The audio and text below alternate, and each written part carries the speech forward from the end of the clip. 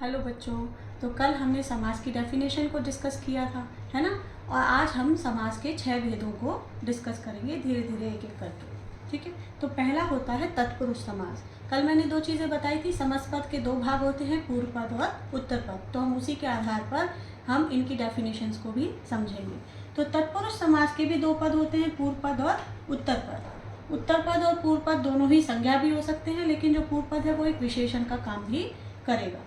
अच्छा, अब इन दोनों में प्रधान कौन है? उत्तर पद प्रधान होता है तत्पुरुष समास में, और गौण होता है पूर्व पद। गौण का मतलब होता है कम महत्वपूर्ण, लेस इम्पोर्टेंट। तो ये पूर्व पद और उत्तर पद के बीच का संबंध होता है कि तत्पुरुष समास में उत्तर पद प्रधान होता है और पूर्व पद गौण भूमिका निभाता है। अच्छा, दूसरी बात, तत्पुरुष समास में दूसरी इंपॉर्टेंट बात है, विग्रह करते समय कारक चिन्हों का लोप हो जाता है। कारक चिन्ह, जिन बच्चों को नहीं पता, मैं कारक की एक अलग से वीडियो बना दूंगी। कारक चिन्हों का लोप हो जाता है। अगर थोड़ा सा रिवाइज करें तो कर्ता ने, कर्म को, करण से, इस तरह से हमारे कारक चिन्ह होते हैं। उन कारक चिन्हों का यहाँ पर लोप हो जाता है। अब एग्जाम्पल देखो, पूर्व पद और उत्तर पद के संदर्भ में, जल, धारा और रसोई घर। दोनों में जल और रसोई पूर्व पद हैं, धारा और घर हमारे उत्तर पद हैं। अब मैंने कहा तत्पुरुष समास में उत्तर पद प्रधान होता है, इसीलिए जल धारा में से धारा और रसोई घर में से घर। धारा और घर दोनों हमारे प्रधान पद हैं और जल और रसोई पूर्व पद होने के कारण गौण पद हैं। ठीक है। दूसरा देखो, राह खर्च और दीनानाथ, कैसे इनमें विभक्ति चिन्हों का लोप हो रहा है वो देखेंगे। राह खर्च, राह के लिए खर्च, राह हो गया पूर्व पद, खर्च हो गया उत्तर पद, और दोनों के बीच में कौन सा विभक्ति चिन्ह लोप हो रहा था? कौन सा विभक्ति चिन्ह आ गया? के लिए। ठीक है। तो के लिए, जिसको नहीं पता बता देती हूँ, संप्रदान के लिए, संप्रदान तत्पुरुष समास हो गया यहाँ पर। दीनानाथ, दीनानाथ मतलब दीनों के नाथ, गरीबों के स्वामी कौन होते हैं? भगवान।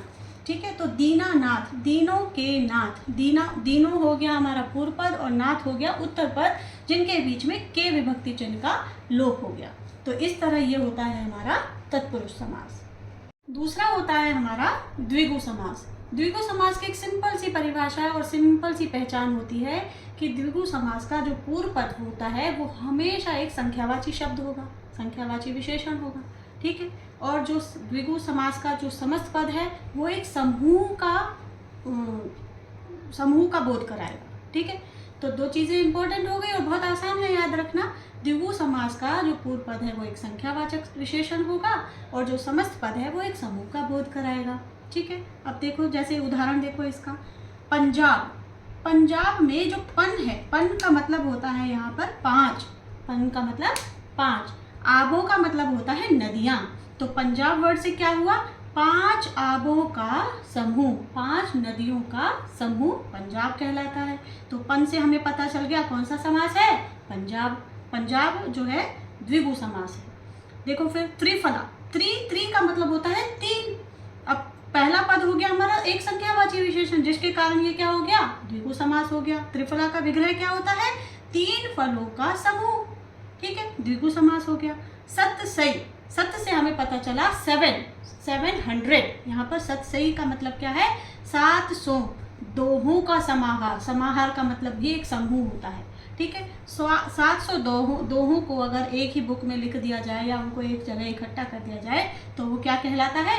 सतसई। और सत की वजह से एक संख्यावाची विशेषण पूर्व पद होने की वजह से ये हमारा द्विगु समास का उदाहरण हो गया। ठीक है।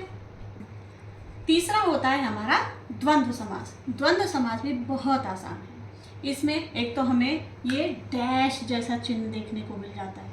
ठीक है। जहाँ आप ये डैश देखें समस्त पद में, समझ जाओ ये द्वंद्व समास है। ठीक है। और इसमें छोटा बड़ा कोई नहीं होता, पूर्व पद और उत्तर पद दोनों समान होते हैं और दोनों ही महत्वपूर्ण होते हैं, प्रधान होते हैं।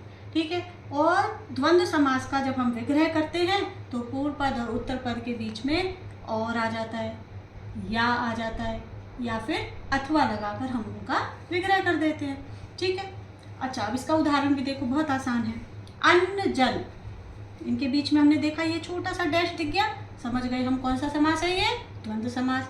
अब विग्रह कैसे होगा अन्न जल का? अन्न और जल, तो हमने यहाँ पर पूर्व पद और उत्तर पद के बीच में क्या लगा दिया, और लगाकर इसका विग्रह कर दिया। छोटा बड़ा, छोटा बड़ा में भी ये हमें डैश दिख गया, छोटा सा, छोटा या बड़ा, यहाँ पर हमने या लगाकर इनका विग्रह कर दिया। हानि लाभ, हानि या लाभ, यहाँ पर भी हमने या का प्रयोग किया है। राधा कृष्ण, राधा और कृष्ण, तो यहाँ पर हमने और लगाकर समस्त पद राधा कृष्ण का विग्रह किया है। तो दोनों समास देखा आपने कितना आसान है पहचानना, है ना। चलो।